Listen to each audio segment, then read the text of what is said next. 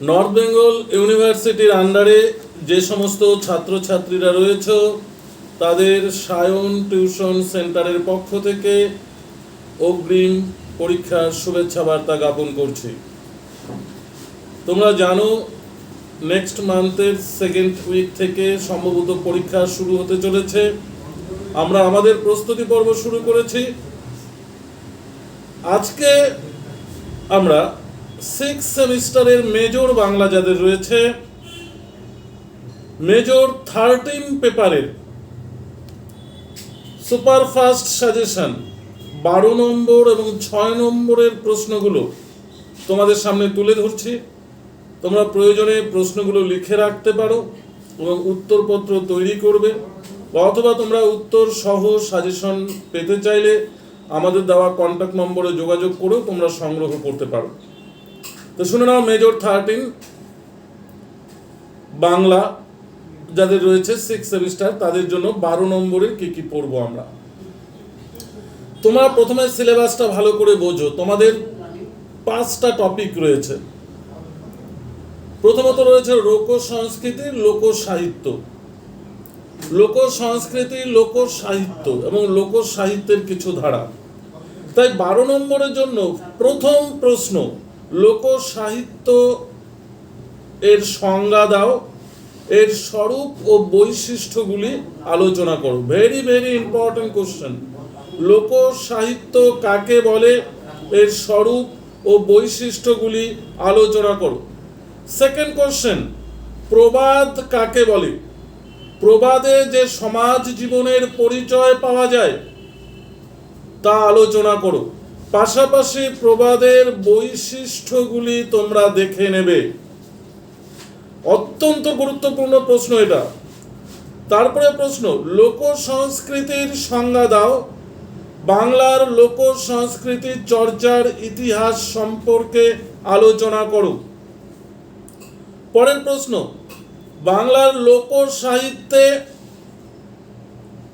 ক্ষেত্র সমীক্ষার গুরুত্ব ও প্রয়োজনীয়তা আলোচনা করো। ক্ষেত্র সমীক্ষার প্রয়োজনীয়তা ও গুরুত্ব আলোচনা করো। নেক্সট কোশ্চেন, রবীন্দ্রনাথের ছেলে ভোলানো ছড়া প্রবন্ধে গ্রামীণ ও পারিবারিক জীবনের যে প্রতিচ্ছবি ফুটে উঠেছে তার পরিচয় দাও। Very very important question. ছেলে ভোলানো ছড়া প্রবন্ধে গ্রামীণ ও পারিবারিক সমাজ জীবনের যে চিত্র বা প্রতিচ্ছবি ফুটে উঠেছে তার পরিচয় দাও। পরের প্রশ্ন, গ্রাম্য সাহিত্য প্রবন্ধে গ্রামীণ সাহিত্য বিচারের যে প্রবণতা ফুটে উঠেছে তার পরিচয় দাও। লাস্ট কোশ্চেন, বাংলার লোক সাহিত্যে যে কাব্য সৌন্দর্যের পরিচয় ফুটে উঠেছে তার পরিচয় দাও। এই ছিল 12 নম্বরের প্রশ্ন। আমরা 7খানা প্রশ্ন দিয়েছি। তোমরা 7টা প্রশ্ন থেকে 100% তোমরা কমন পাবে। এবারে 6 জন্য আমরা কি পড়ব। 6 নম্বরের জন্য পড়বে ছড়া কাকে বলে, ছড়ার বৈশিষ্ট্যগুলি আলোচনা করো।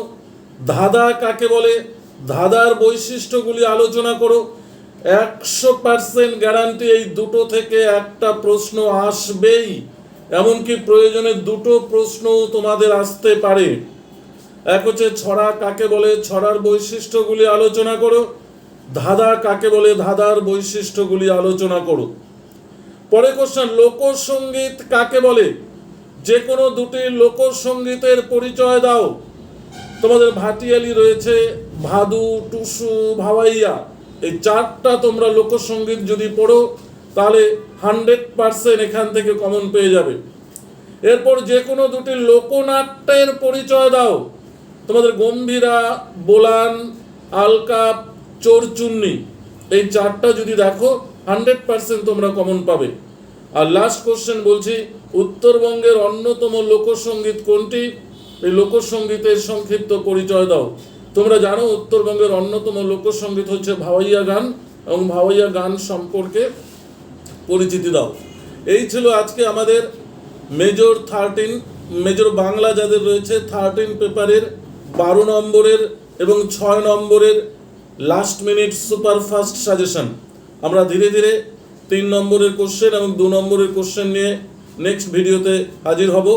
তোমরা ভিডিওটি যদি ভালো লাগে অবশ্যই লাইক ও শেয়ার করো, বন্ধুদের মধ্যে ছড়িয়ে দাও, এবং নোটস সহ সাজেশন পেতে হলে আমাদের যে নম্বর রয়েছে নম্বরে যোগাযোগ করে খুব স্বল্প মূল্যের বিনিময়ে পেতে পারো। ধন্যবাদ।